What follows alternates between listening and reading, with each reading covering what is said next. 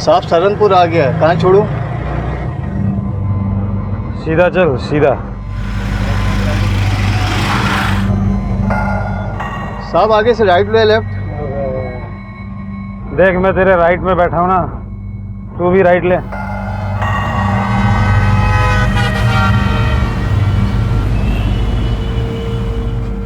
अब कहाँ छोड़ूं साहब? साहब साहब साहब साहब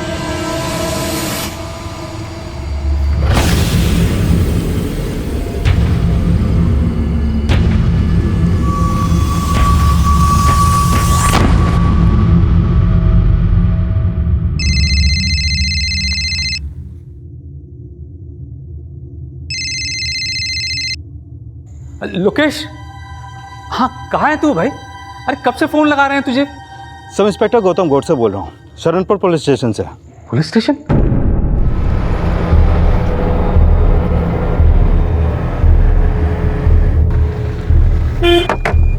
आज पता नहीं कैसे थोड़ी ज्यादा हो गई। Sorry sir. लोकेश, अरे पापा जी। हाँ ठीक है, तू ठीक है ना? सॉरी पापा जी, आज थोड़ी ज्यादा हो गई। आगे से इतनी नहीं पीऊंगा।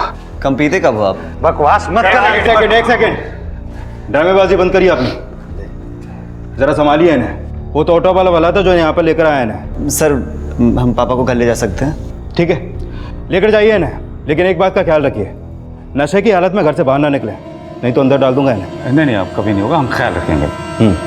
चल।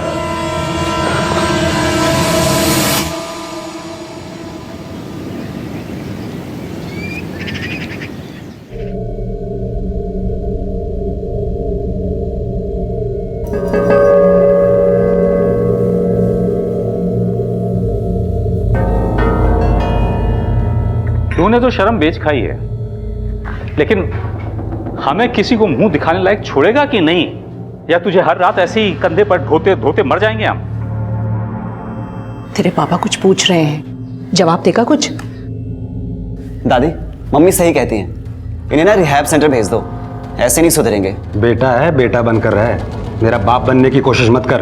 अगर आप अच्छे बाप होते ना तो इसकी नौबत ही नहीं आती। मुझे भी यही लगने लगा है, अब इसे रिहैब सेंटर भेज ही देना चाहिए। माँ तुम भी इसकी बातों में आ पापा जी, मम्मी जी ठीक कह रही है, इनकी शराब की आदत ऐसे नहीं छूटने वाली। पीते पीते इनका शरीर बिगड़ गया और दिमाग भी। हम इन्हें रिहैब सेंटर भेजते हैं, डॉक्टर सचिन ठीक कह रहे हैं। नाम मत ले उस डॉक्टर का इस घर में।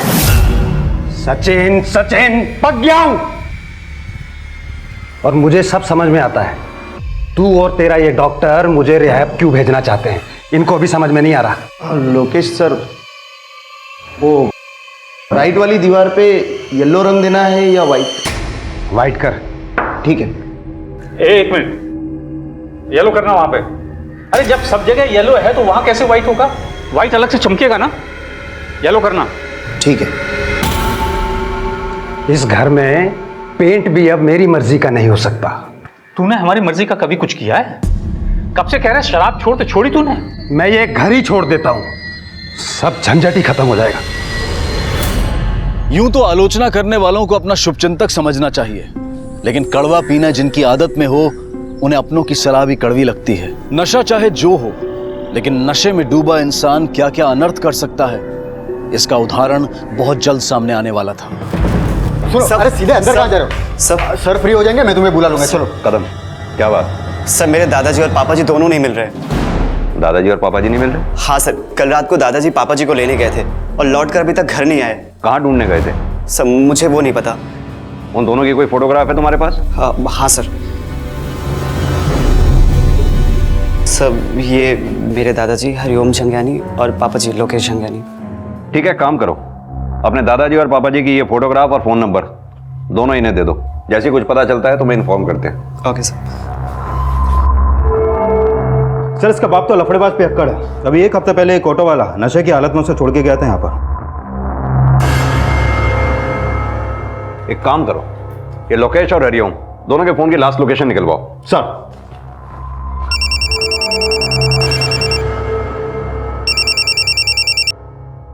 हेलो। हाय, कैसी हो? किसका फोन है? तेरे पापा जी का? मम्मी जी सचिन का फ़ोन है। मैं तुमसे बाद में बात करती हूँ। वो क्या है ना, कल रात से पापा जी और लोकेश घर पे नहीं आए।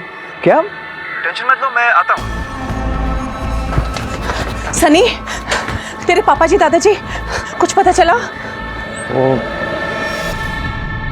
सनी, तेरी दादी तुझसे कुछ पूछ रही है। माँ कंप्लेन लिखवा दी है, ढूंढ रहे हैं वो लोग। सर, लोकेश का फोन कल रात 2 बजे तक ऊंटवाड़ी में एक्टिव था और इसके फोन से लास्ट कॉल इसके फादर हरिओम जी को की गई थी और फिर 2:45 बजे हरिओम जी का फोन भी ऊंटवाड़ी में बंद हो गया। और सर, एक मिनट सर। हेलो, क्या? कहां पर? ऊंटवाड़ी? ठीक है, हम पहुंचते हैं।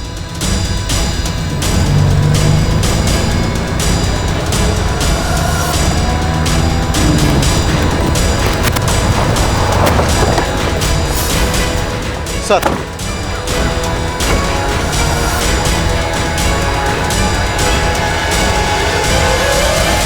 गए थे। लोकेश ने शराब पी हुई थी तो जाहिर सी बात है उसके दादाजी ने लोकेश को तो गाड़ी चलाने नहीं दी होगी। और यहाँ हरिओम जी की लाश मिली है गाड़ी की पिछली सीट पे, मतलब साफ है दादाजी को कहीं और मारा गया और लाश समेत कार को यहाँ डंप कर दिया गया। सर, लोकेश के फोन से जब उसके फादर को कॉल की गई तब वो इसी एरिया में था और लाश भी हमें यहीं पर मिली। कहीं ऐसा तो नहीं कि नशे में लोकेश के हाथों अपने फादर का खून हुआ और अब वो फरार हो गया? कल रात से उसका फोन भी बंद है। अब ये तो तभी साफ होगा जब लोकेश हमारे हाथ लगेगा। फॉरेंसिक टीम को बुलाओ और बॉडी को पोस्टमार्टम के लिए भेजो। स्पेशली उनसे इन खून के धब्बों की जांच करने के लिए बोलो। इनके घर वालों को भी इन्फॉर्म कर दो। अब घर वालों से हमें यह पता करना होगा कि कल रात लोकेश ऊंटवाड़ी में गया कहाँ था। लोकेश के पिता हरिओम अपने शराबी बेटे के फोन कॉल के बाद उसे सही सलामत घर वापस लाने के लिए गए थे, पर उनके साथ ऐसा क्या हुआ था कि उन्हें अपनी जान गंवानी पड़ी। लोकेश का गायब होना उसे शक के घेरे में ला रहा था और यह पता लगाया जा रहा था कि लोकेश ऊंटवाड़ी में आखिर कहां मौजूद था, जहां पिता की हत्या करके एक बेटा फरार नजर आ रहा था।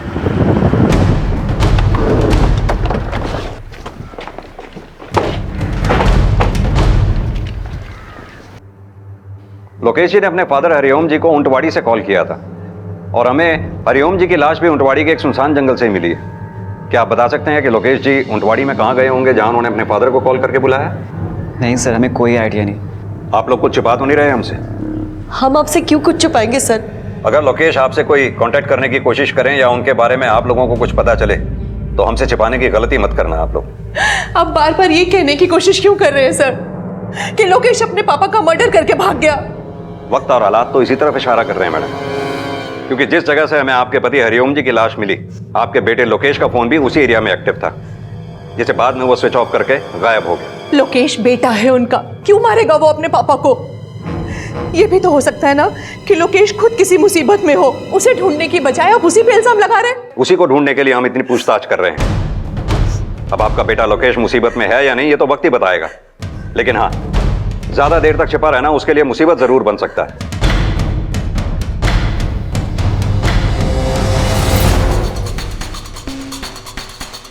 गौतम, हमें अपने शक को पुख्ता करने के लिए इस लोकेश के बारे में सारी जानकारी हासिल करनी होगी। माना कि वो शराबी है, लेकिन अगर उसने अपने पिता की हत्या की है तो अपने पिता की हत्या के पीछे उसका क्या मोटिव रहा होगा? ये लोकेश जिन जिन लोगों से भी मिलता है, जहां जहां भी उसका आना जाना है, सब लोगों से हमें अच्छी तरह से पूछताछ करनी होगी। शायद हमें इससे ये लीड मिले कि हत्या वाली रात वो ऊंटवाड़ी में कहां पर मौजूद था। और कदम, तुम अड़ोस पड़ोस में अच्छी तरह से पूछताछ करो, शायद बाप बेटे की कोई कहानी पता चले। सर, पुलिस अब इस शक की पुष्टि कर रही थी कि क्या लोकेश वाकई अपने पिता की हत्या कर सकता है। हरिओम के परिवार के दोस्त, रिश्तेदार, पड़ोसियों के साथ साथ उनके ऑफिस एम्प्लॉय से भी पूछताछ की जा रही थी। सर, मैं कंपनी का सीनियर मैनेजर हूँ पिछले 15 सालों से। हरिओम जी का काम मैं ही संभालता हूँ। लोकेश के बारे में क्या जानते हो? कहना अच्छा नहीं लगता सर, लेकिन वो अच्छा आदमी नहीं है। क्यों? शराबी होने के साथ साथ कोई और भी खोट है उसमें? खोटी खोट है सर, बहुत ही गैर जिम्मेदार आदमी है। उनकी वजह से मेरे और हरिओम जी के बीच में भी गलतफहमियां पैदा हुई थी। कैसी गलतफहमी? मेरे मालिक के बेटे हैं सर वो। उन्होंने ऑफिस आना शुरू किया तो उनकी बातें भी माननी पड़ी। उनके कहने पर कंपनी के अकाउंट से 3-4 चेक इशू किए मैंने। बाद में पता चला कि जिन कंपनियों को चेक इशू किए वो फर्जी थी। कंपनी को 1.25 करोड़ रुपए का चूना लगा सर। अरे ये क्या है बाबूजी? तूने यहाँ भी पीनी शुरू कर दी? सॉरी पापा जी। ये पैसा किसको ट्रांसफर किया तूने? कौन सा पैसा? तेरी हालत ही नहीं है। किसके साथ मिलकर के ये गबन किया तूने? पापा जी, आपको कोई गलतफहमी हो रही है। मैंने कोई गबन नहीं किया। मैं क्यों करूं? दिखाओ। छोड़ छोड़, तेरे बस की बात नहीं है ये। तू निकल जाए यहाँ से। अरे मुझे शक्ल मत दिखाना अपनी तू आइंदा। तू अगर मेरा बेटा नहीं होता ना तो जेल भिजवाता तुझे मैं। चल यहाँ से जा। कब की बात है ये करीब 3 महीने पहले की बात है। फिर लोकेश जी की जगह उनकी पत्नी ऑफिस आई। हरिओम जी की उम्र बढ़ रही थी और अपने बेटे से उम्मीद टूट रही थी। उन्होंने अपना सारा काम अपनी बहू को सौंप दिया, लेकिन लोकेश जी से ये बर्दाश्त नहीं हुआ। अब मेरी कुर्सी पर बैठेगी तू? चल उठ उठ। आप क्या कर रहे हो? चल बाहर निकल। घर में चल जाके बात बाहर। करते हैं, आप नशे में। हम लोग घर में जाके बात मेरी करते हैं। कुर्सी। अरे लोकेश, तेरी हिम्मत कैसे हुई बहू पर हाथ उठाने की? बहू नहीं है ये, आस्तीन का सांप है, नागिन है ये, नागिन। बाबूजी, आप नहीं चाहते ना मैं इस ऑफिस में आऊं? मैं नहीं आऊंगा। निकल जा। पर ये भी नहीं आएगी, और अगर ये इस ऑफिस में आई तो मैं आपके सारे काम धंधे को बर्बाद कर दूंगा। उस इंसिडेंट के बाद रीचा जी और लोकेश जी कभी ऑफिस नहीं आए। हाँ, हरिओम जी कभी कभी ऑफिस आ जाते थे। बेचारे अकेले अपनी फैमिली को संभाल रहे थे। Thank you.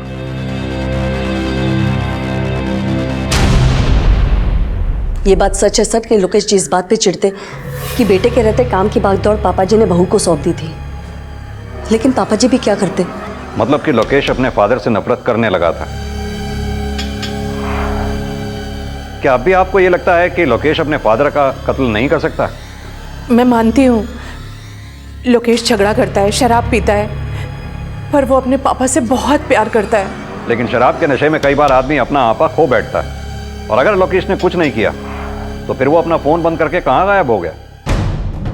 अपने पिता की हत्या के बाद से ही लोकेश का गायब होना घर वालों को भी सकते में डाल रहा था, लेकिन पुलिस के शक से वो फिलहाल पल्ला झाड़ रहे थे।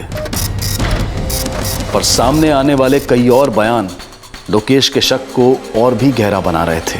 हिमांशु, तुम्हारे और लोकेश के बीच में काफी बातें होती थी, और जिस दिन लोकेश गायब हुआ उस दिन भी तुम्हारी लोकेश से फोन पे बात हुई थी। क्या दोस्ती है तुम्हारी लोकेश से?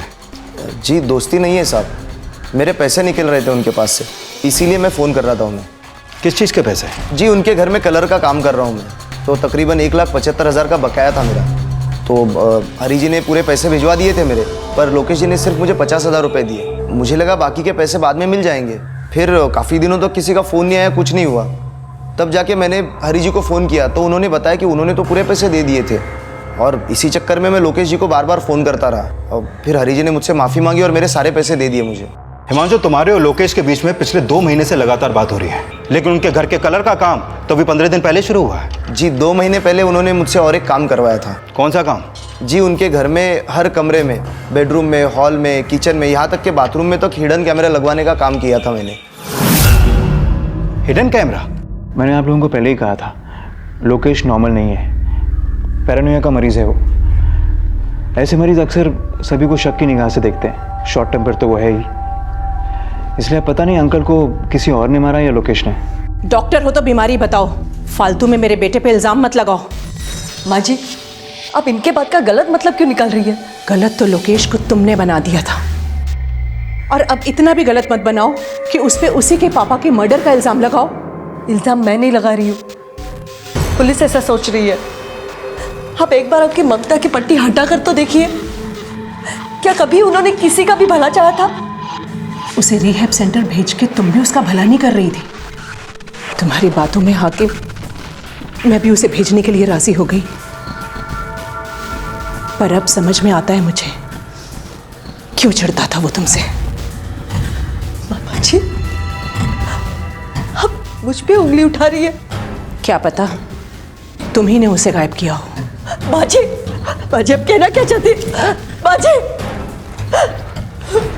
मम्मी प्लीज, अब दादी की बात का पूरा मत मानो। वो दादाजी के जाने से थोड़ा चिड़चिड़ी हो गई है। आप संभालो अपने आप को, इधर बैठो। ठीक है, मैं अब चलता हूँ, ज़रूरत पड़े तो कॉल कर लेना।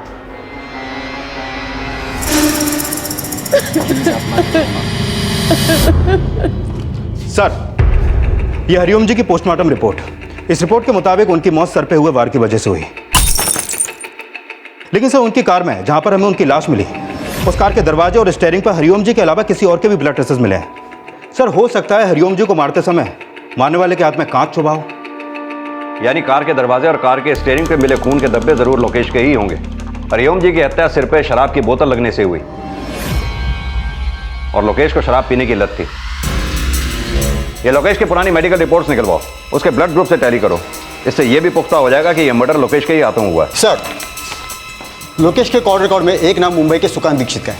मैंने चेक किया है, सुकांत दीक्षित के नाम ऊंटवाड़ी में एक फार्म हाउस है जिसमें फिलहाल ताला लगा है।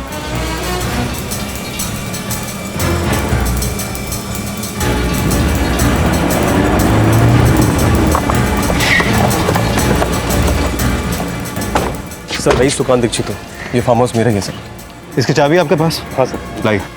लोकेश कहाँ पर है और उसको कैसे जानते हो तुम? सर मुझे नहीं पता लोकेश कहाँ पर है, लेकिन मैं और लोकेश कॉलेज में साथ में पढ़ा करते थे। जब मैं मुंबई शिफ्ट हो गया तो मैंने ये फार्म हाउस बना के छोड़ दिया था और इसकी एक चाबी लोकेश के पास रहा करती थी। सर,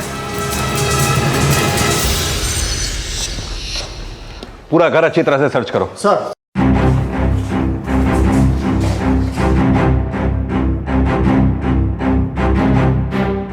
सर हाँ, ये देखिए सर, यहाँ ब्लड के ट्रेस है सर, खून साफ किया गया है यहाँ से। एक काम करो, घर के अंदर बाहर आगे पीछे सब जगह अच्छी तरह से छान मारो। सर। Yes sir. उधर देखो। तुम वाकई नहीं जानते लोकेश कहाँ पर है या हमसे कुछ छुपा रहे हो? सर मैं कुछ नहीं छुपा रहा हूँ सर, मैं तो अपने काम में बिजी रहता हूँ। मैं तो 2 महीने से यहाँ पे आया भी नहीं हूँ। सर, एक मिनट।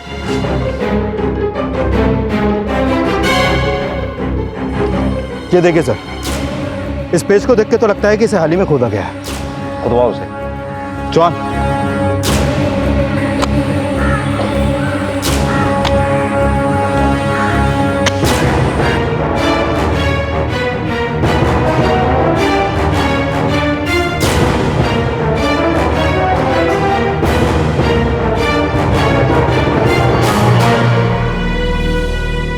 पुलिस अब तक लोकेश को उसके पिता हरिओम की हत्या का प्राइम सस्पेक्ट मानकर ढूंढ रही थी, लेकिन लोकेश की हत्या ने इस केस की समीकरण ही बदल दिए। अब इस थ्योरी पर काम किया जा रहा था कि ऐसा कौन हो सकता था जिसके पास पिता और बेटे दोनों को मारने का मोटिव हो। सर, लोकेश की बॉडी पर कोई भी एक्सटर्नल इंजरी नहीं है। हो सकता है उसको गला घोंट के मारा हो। अगर लोकेश की बॉडी पर कोई एक्सटर्नल इंजरी के मार्क्स नहीं है तो गाड़ी के दरवाजे और गाड़ी के स्टीयरिंग पे जो हमें खून के धब्बे मिले, इसका मतलब वो लोकेश के नहीं है, किसी और के हैं। वहीं दूसरी ओर हरिओम जी की लाश हमें जहां मिली वो जगह ऊंटवाड़ी से करीब 4 से 5 किलोमीटर की दूरी पे है। अगर हरिओम जी का मर्डर फार्म हाउस में हुआ और उनकी लाश हमें ऊंटवाड़ी की किसी सुनसान जगह में गाड़ी में मिली, तो पता यह करना होगा कि जो खून के धब्बे हमें फार्म हाउस में मिले वो किसके थे। सर, ये तो साफ है कि उस रात वहां कोई बड़ा ही कांड हुआ है, लेकिन अब सवाल ये उठता है कि लोकेश ने खुद अपने फादर को कॉल किया या उसके फोन से किसी और ने हरिओम जी को कॉल किया। ये फार्म हाउस के ओनर सुकांत दीक्षित की कुंडली निकालो, पता करो हत्या वाली रात क्या ये भी फार्म हाउस में मौजूद था। सर, क्योंकि एक बात तो तय है, उस जगह पर इन बाप बेटों के अलावा कोई तीसरा आदमी भी मौजूद था जिसके पास इन बाप बेटों को मारने का मोटिव था। सर, वो तीसरा बाहर वाला ही नहीं, घर वाला भी तो हो सकता है, क्योंकि पूछताछ में पता चला है कि लोकेश ने 2 महीने पहले अपने पूरे घर में हिडन कैमरा लगवाए थे। जी, उनके घर में हर कमरे में, बेडरूम में, हॉल में, किचन में, यहाँ तक के बाथरूम में तक हिडन कैमरा लगवाने का काम किया था मैंने। सर, कहीं ऐसा तो नहीं कि इन बाप बेटे का मर्डर घर के किसी राज से जुड़ा हो?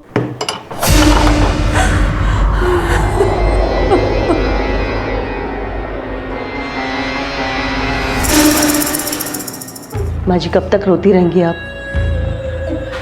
आइए बाहर आइए, मैंने खाना लगा दिया है।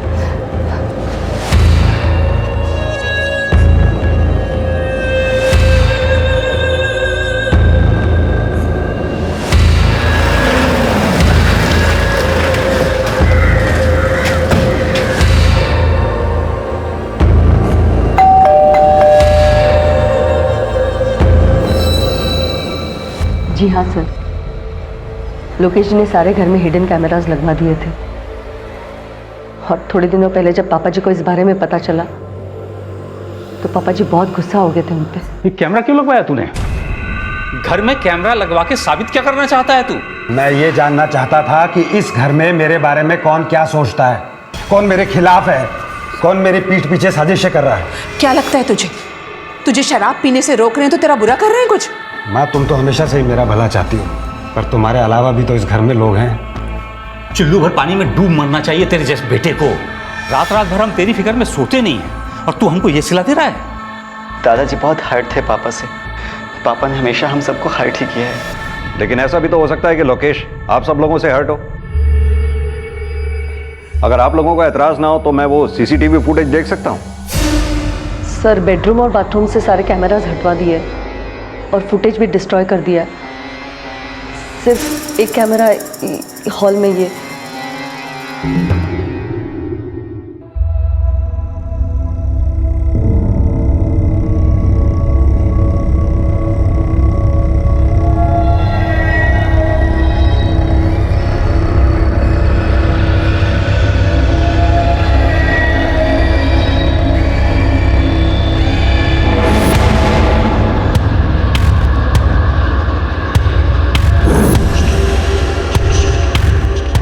ये भी दादाजी के पीछे पीछे निकला।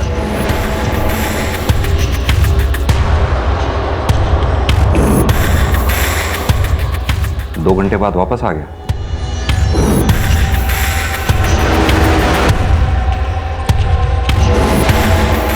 तूने हमें बताया था कि तेरे दादाजी तेरे पापा को लाने के लिए घर से अकेले निकले थे, लेकिन तूने हमें यह नहीं बताया कि तू भी अपने दादाजी के पीछे पीछे घर से निकला था और 2 घंटे बाद वापस आया। सर दादाजी गए तो मुझे गिल्ट फील हुआ कि मैं उनके साथ क्यों नहीं गया, इसलिए मैं उनके पीछे गया था। सनी, सनी बेटा, सनी बेटा चल, पापा को लेने जाना है, जल्दी जाना है। सोने दो ना दादाजी। अरे पापा को लेने जाना है बेटे। अच्छा ठीक है, मैं देखता हूँ।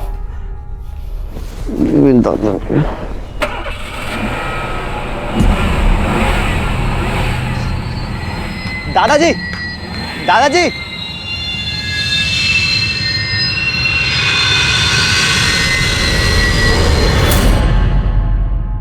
और मैंने बाइक से उनका पीछा भी किया लेकिन वो मुझे मिले नहीं। फिर मैं चाय वाय पी के घर आके सो गया था सर। चल माना कि तू सच बोल रहा है, लेकिन यह बता कि तेरे पापा ने घर में हिडन कैमरास क्यों लगवाए थे? पापा को मम्मी पे शक था। उन्हें लगता था कि मम्मी का और डॉक्टर अंकल का। ये डॉक्टर अंकल कौन है? मम्मी के फ्रेंड डॉक्टर सचिन फड़के। यानी तेरी मम्मी और डॉक्टर सचिन फड़के का अफेयर चल रहा है? नहीं नहीं सर, ऐसी कोई बात नहीं है। सिर्फ ऐसा पापा को लगता था।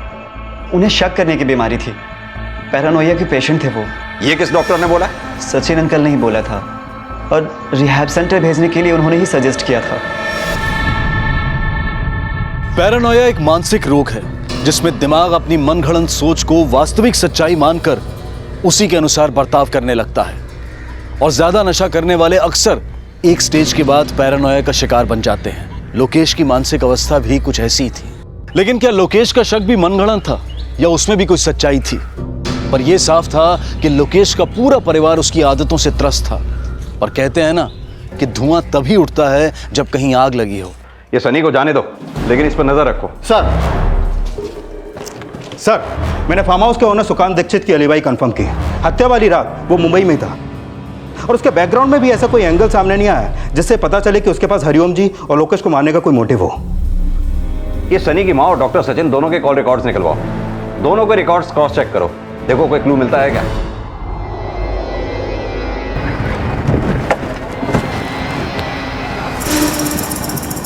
ऋचा, मैं जानता हूँ तुम बहुत टफ टाइम से गुजर रही हो, but B strong. I am with you.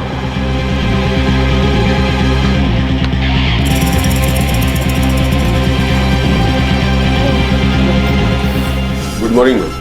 Good morning. जब से मैंने ऑफिस में आना बंद कर दिया तब से लेके अब तक की सारी फाइल्स केबिन में लिखे आओ। Okay ma'am.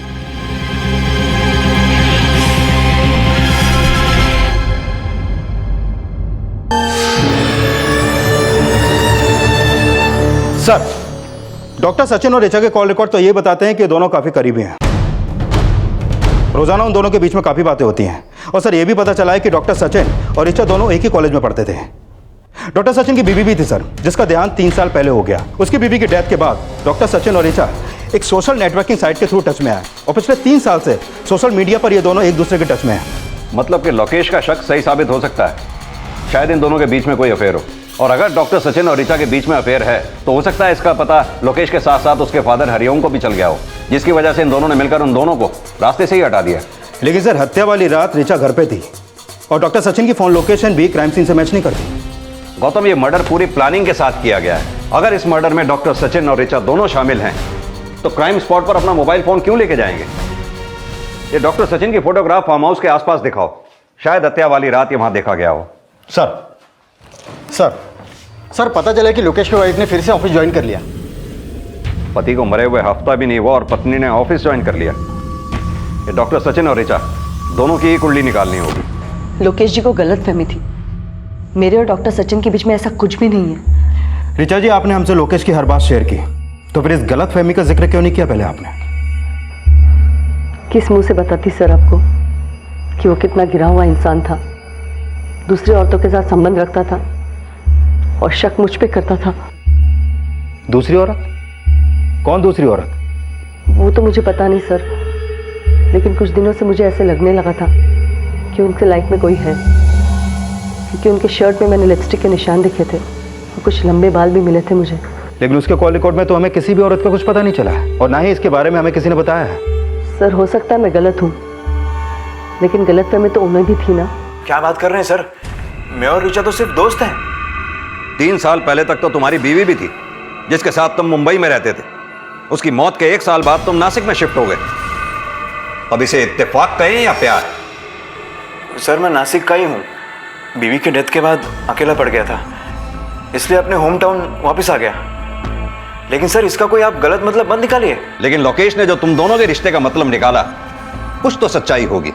हो सकता है तुम दोनों के रिश्ते के बारे में लोकेश के फादर हरिओम जी को भी पता चल गया हो। सर कुछ है ही नहीं तो क्या पता चलेगा। और जहां तक लोकेश का सवाल है, वो तो पैरानोइया का मरीज था ना, उसे तो शक करने की आदत थी। पहले मुझे लगता था ऋचा और डॉक्टर सचिन के रिश्ते को लेके लोकेश को कोई गलतफहमी हुई है, पर जब हरि जी के साथ मेरा बेटा भी, तो यकीन सा हो गया कि ऋचा ही गलत है। मतलब आप मान रही हैं कि लोकेश का शक सही था, ऋचा और डॉक्टर सचिन का सच में अफेयर है? शायद। अच्छा, सनी के बारे में आपकी क्या राय है? सनी तो बस अपनी माँ की हाँ में हाँ मिलाता है। ऋचा ने कभी लोकेश की इज्जत नहीं की और उसी की देखा देखी सनी ने अपने पिता को कभी पिता वाला मान नहीं दिया। माना कि लोकेश शराब पीता था, पर था तो वो उसका पिता ही। उस दिन अपनी माँ के लिए अपने पिता पे हाथ उठाने पे उतारू हो गया। और ऋचा की भी क्या जिद थी कि चाहे कुछ हो जाए मिलेगी उस डॉक्टर से। सुन मेरी बात, आज के बाद ना वो डॉक्टर इस घर में आएगा और ना तू उससे मिलने बाहर जाएगी। और अगर ऐसा किया तो किसी के लिए अच्छा नहीं होगा, बता रहा हूं। आपने आज तक मेरे लिए कुछ अच्छा किया? तो तू नहीं मानेगी। आप माने? मेरे कहने पे शराब छोड़ी? नहीं ना, इसलिए मैं भी वही करूंगी जो मेरा मन चाहता है। वैसे भी गंदगी आपके दिमाग में है मेरे लिए। मुझे मालूम है तू कैसे मानेगी। मानेगी तू, कैसे मानेगी तू? तुम्हारा माँ पे हाथ मत उठा देना, वरना मेरा भी हाथ उठ जाएगा। अपने बाप पे हाथ उठाएगा? हैं? उठा माँ। सनी, पापा है वो तेरे। रोज रोज के झगड़ों से तंग आकर कभी कभी हरि जी बोल देते कि जायदाद ट्रस्ट को देके हम अपना बुढ़ापा किसी आश्रम में बिता लेंगे। ये सुन के सनी और ऋचा को बहुत प्रॉब्लम होती है। वाह दादाजी वाह, बुरे आपके बेटे हैं और आप उनसे तंग आकर अपने पोते का भी हक मार दोगे। अरे वो तो मैं गुस्से में बोल गया, लेकिन तू एक बात बता, तूने कभी ये सोचा है कि तुझे खुद अपने पैरों पे खड़ा होना है? मतलब तू 25 साल का हो गया, कभी तूने मुझे आके ये कहा कि दादाजी मुझे अपना व्यापार सिखाओ? वो ऐसा अब हुआ है, लेकिन वो जब 19 साल का था ना, तो वो ऑफिस आने लगा था। अब कहना क्या चाहते हैं कि पापा मुझसे ज्यादा अच्छे हैं? तू खून इस खानदान का है, लेकिन संस्कार तूने अपनी माँ के पकड़े हैं। आप कहना क्या चाहते पापा जी? मेरे परवरिश और संस्कार में कोई कमी है? अरे समझी नहीं, वो बात नहीं है। मैं ये कह रहा हूं कि सनी को समझाओ जरा, हम व्यापारी लोग हैं। ये जिम और मौज मस्ती पे ध्यान कम दे और जरा काम धंधे की बात सोचे। मेरा मतलब ये है। तो आपको लगता है सनी अपने पापा को ही नहीं, दादाजी को भी मार सकता है? सर, ना ही सनी का इस मर्डर से कोई लेना देना है और ना ही मेरा। आप बेकार ही हम पे शक कर रहे हैं। और हमने तो सुना है आपने दोबारा ऑफिस जाना शुरू कर दिया है। सर, काम मैं नहीं संभालूंगी तो और कौन संभालेगा? लोकेश जी को तो सनी की परवाह नहीं थी। सनी का फ्यूचर तो मुझे देखना है ना। तो सनी को भी शीशे में उतार रखा है आपने। सर, आप कैसी बातें कर रहे हो? सनी मेरा बेटा है। कहीं उसी बेटे से तो अपने पति और ससुर की हत्या नहीं करवा दी आपने? सर, ऐसा कुछ नहीं है सर। मुझे तो लगता है लोकेश और पापा जी की हत्या किसी और ने की है। किसने? पक्का तो नहीं पता सर, पर मुझे शक है हमारे ऑफिस के मैनेजर। अपने आप को बचाने के लिए अपने मैनेजर पे आरोप लगा रही हैं आप? सर ऐसा नहीं है सर। तो फिर पहले क्यों नहीं बताया आपने ये सब हमें? सर मैंने अभी अभी ऑफिस जाना स्टार्ट किया। जब मैंने कंपनी के ट्रांजैक्शन चेक करना शुरू किए तब मुझे अकाउंट्स में कुछ गड़बड़ लगी। तब मुझे शक हुआ हमारे फैमिली डिस्प्यूट का शायद वो फायदा उठा रहा था। हो सकता है उसने कोई बड़ा फ्रॉड किया हो जो लोकेश जी और पापा जी ने पकड़ लिया, इसीलिए दोनों का मर्डर किया उसने। वो मैडम को छोड़ दो और उस मैनेजर की कुंडली निकालो। सर ये लोकेश की पोस्टमार्टम रिपोर्ट, इस रिपोर्ट के मुताबिक उसकी हत्या गला घोंट के की गई और पोस्टमार्टम रिपोर्ट में हत्या का जो टाइम आया है उसके हिसाब से लोकेश की हत्या हरिओम जी की हत्या से 3 घंटे पहले हो चुकी थी। लेकिन हरिओम जी को तो लोकेश के फोन से कॉल आया था, यानी लोकेश के फोन से किसी और ने फोन करके हरिओम जी को वहां बुलाया था। लेकिन सर हरिओम जी की हत्या फार्म हाउस में नहीं हुई, क्योंकि फार्म हाउस में जो हमें ब्लड के ट्रेसेस मिले थे वो हरिओम जी के ब्लड से मैच नहीं करते, लेकिन हाँ उस ब्लड से जरूर मैच करते हैं जो हरिओम जी की कार के दरवाजे और स्टीयरिंग पे मिले थे। लोकेश की हत्या गला घोंट कर की गई और हरिओम जी की हत्या उस फार्म हाउस में नहीं हुई, तो फार्म हाउस में मिले खून के धब्बे और कार के दरवाजे और स्टीयरिंग पे मिले खून के धब्बे किसके हैं? कहीं ऐसा तो नहीं ये धब्बे उसके हों जिसने ये मर्डर किए हैं?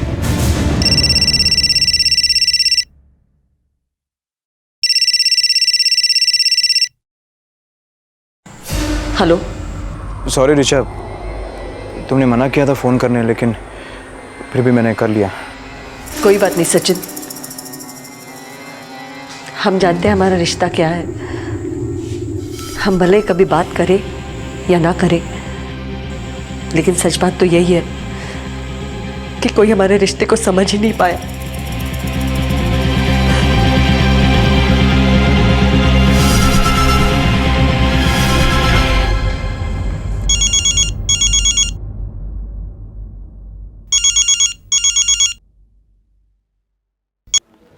हाँ गौतम बोलो। उठा के लाओ उसे।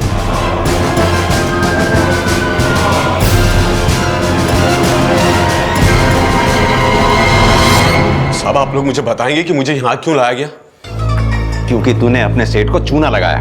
जिन फर्जी कंपनियों के नाम पे हरिओम जी की कंपनी से पैसा ट्रांसफर हुआ था, उन कंपनियों के फर्जी अकाउंट जिस बैंक में खुले थे उसमें तेरी भी मिली भगत थी। वो साहब आपको कुछ गलतफहमी हो रही, मेरा कोई हाथ नहीं है साहब। सर यही नहीं, लोकेश और हरिओम जी का मर्डर भी तूने ही करवाया था ना, क्योंकि वो लोग तेरे सारे राज जान चुके थे। नहीं सर, मैंने किसी को नहीं मरवाया। मैं मानता हूं सर कि मैंने ही वो फर्जी कंपनियों के अकाउंट खुलवाए थे, लेकिन सर इसमें मेरा कोई हाथ नहीं था। ये सब कुछ लोकेश जी का प्लान था। उन्होंने इसके बदले में मुझे कुछ पैसे भी दिए थे सर। लोकेश जी सारा पैसा निकालकर अकाउंट क्लोज कर दिया, लेकिन हरिओम जी को पता चल गया तो? चलने दे, क्या फर्क पड़ता है, 2 थप्पड़ मार लेंगे और क्या। बेटा उनका जेल थोड़ी भेजेंगे, तू मत बता देना। हरिओम जी ने लोकेश जी को कंपनी से निकाल दिया था सर, लेकिन लोकेश जी तब भी मुझे कंपनी में गबन करने के प्लान बताते रहते थे सर। लोकेश जी की वाइफ बहुत चौकन्नी है सर, वो शुरू से ही बिजनेस अपने हाथ में लेना चाहती थी। लेकिन गबन तो तूने किया ही था ना? हाँ सर, मैंने गबन किया मानता हूँ, लेकिन सर सच में मैंने किसी का मर्डर नहीं किया सर। गौतम इसे तब तक मारते रहो जब तक ये सच ना बोले। सर मेरी बात सुनिए सर, मैं बोल रहा हूँ सच बोल। अब तक जैसा चल रहा था वो बिल्कुल नहीं चलेगा। ये कंपनी अब मेरी है, मेरे साथ वही काम करेगा जो मेरे मुताबिक चलेगा। सर हरिओम जी के मैनेजर को बहुत तोड़ा, लेकिन उसने कुछ नहीं उगला। सर मुझे लग रहा है ये सच बोल रहा है। Sir mall road police station में एक कंप्लेंट दर्ज हुई है। मुझे लगता है इसका कनेक्शन हत्या वाली रात से है। कैसा कनेक्शन? सर माल रोड के शमशान घाट पे लगभग 3:30 बजे एक औरत का अंतिम संस्कार हुआ था। शमशान वाले ने पुलिस कंप्लेंट दर्ज की। सर लोकेश की बीवी को शक था कि लोकेश का किसी औरत के साथ संबंध है। दूसरी औरतों के साथ संबंध रखता था? कहीं ऐसा तो नहीं इस औरत का जिसका भी अंतिम संस्कार हुआ उसका लोकेश से या इस केस से कोई कनेक्शन है? वह तो मुझे लगता है हमें शमशान घाट जाकर एक बार तो चांस लेना ही चाहिए, शायद कोई लीड मिले।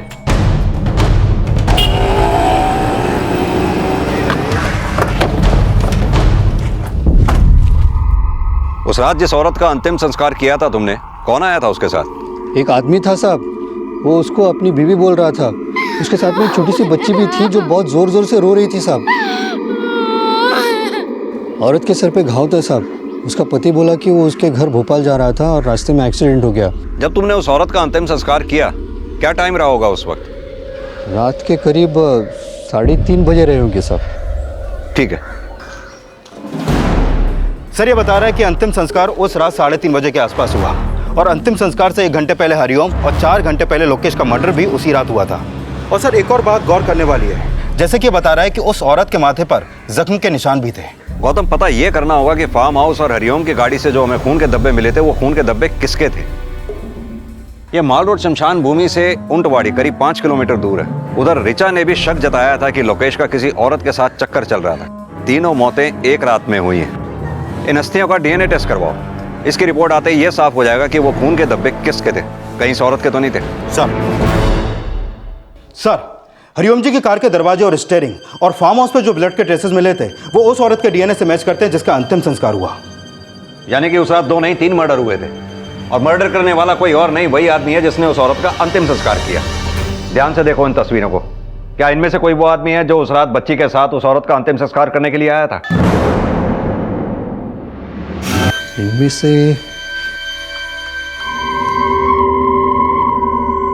सर यही था वो।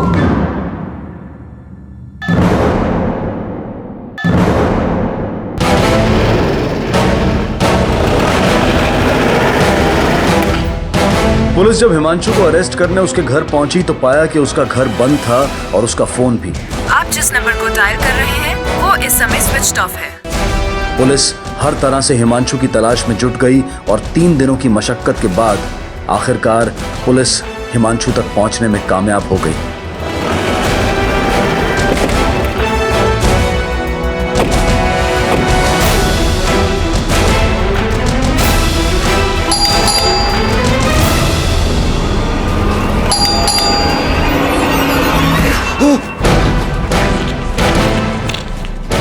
सब मैंने कुछ नहीं किया साहब, सब मैंने कुछ नहीं किया साहब, सब मुझे छोड़ दो साहब, सब मुझे छोड़ दो साहब।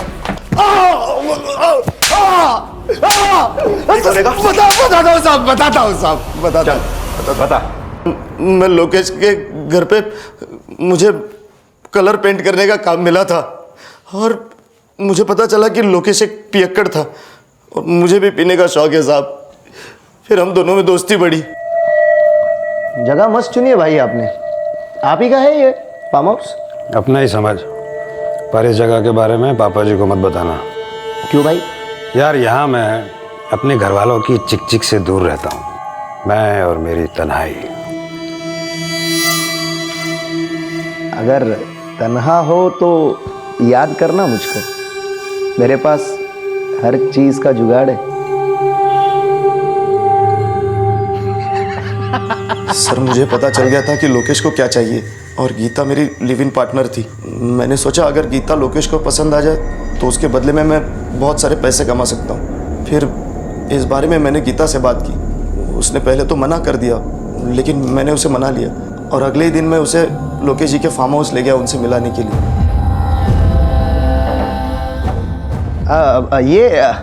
ये बच्ची है इसकी। अब घर पे अकेली क्या करती तो साथ ले आया। आप टेंशन मत लो, आप अंदर अपना काम कर लो, मैं बाहर खेलता हूँ। चल ठीक है, ठीक है। आओ अंदर, आओ बेटा आओ।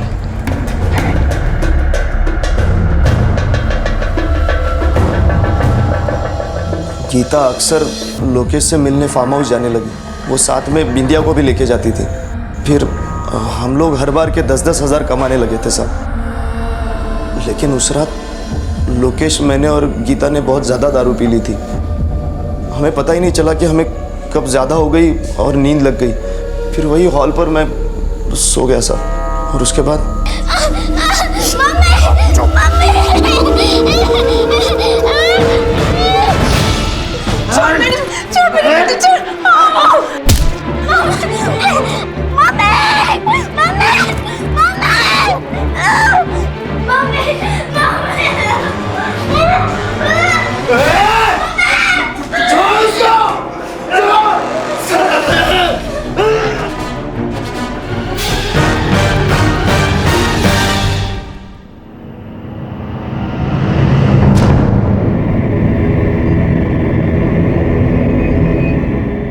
मैं वहाँ 2 लाशों के बीच खड़ा था।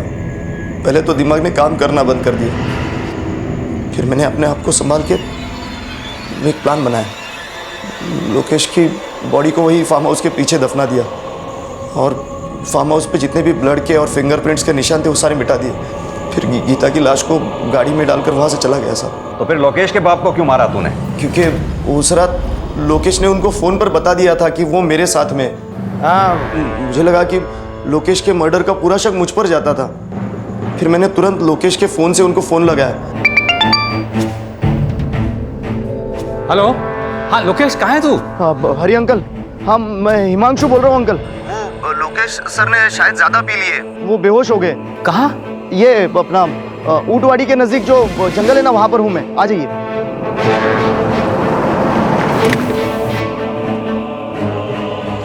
क्या हुआ, कहाँ है लोकेश? हाँ वहाँ पर। उनके सर पर शराब की बोतल मार दी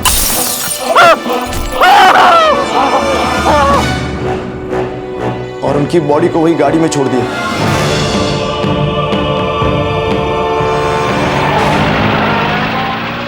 मुझे लगा कि पुलिस का पूरा शक लोकेश पे जाएगा क्योंकि खून दारू की बोतल से हुआ है। पुलिस पियक्कड़ लोकेश को ढूंढती रह जाएगी और मैं बच जाऊंगा। लेकिन तू बचा नहीं।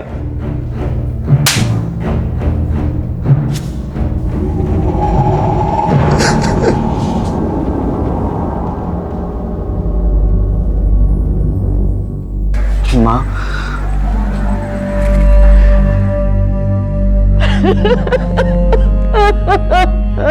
लोकेश के परिवार ने लोकेश की शराब छुड़वाने की कोशिश की, लेकिन लोकेश पर नशा इतना हावी हो चुका था कि वो ऐसी गलतियां करता चला गया जो खुद उसकी ही कब्र खोद रही थी। और जब इंसानियत से गिरा तो हवस में इतना अंधा हो गया कि उसने ना सिर्फ एक मासूम बच्ची को अपना शिकार बनाया बल्कि उस बच्चे के सर से मां का साया भी छीन लिया। जो कुछ भी हुआ उसमें लोकेश भले ही दोषी था, लेकिन हिमांशु भी उतना ही बड़ा कसूरवार था। गीता की मजबूरी को लालच का रंग देकर उसने ना सिर्फ बिंदिया की जिंदगी को खतरे में डाला बल्कि गीता की हत्या भी उसी लालच का परिणाम थी। अब मैं अनूप सोनी आपसे विदा लेता हूं।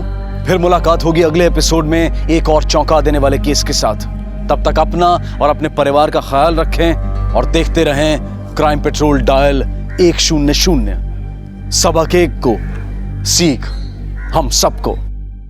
जय हिंद।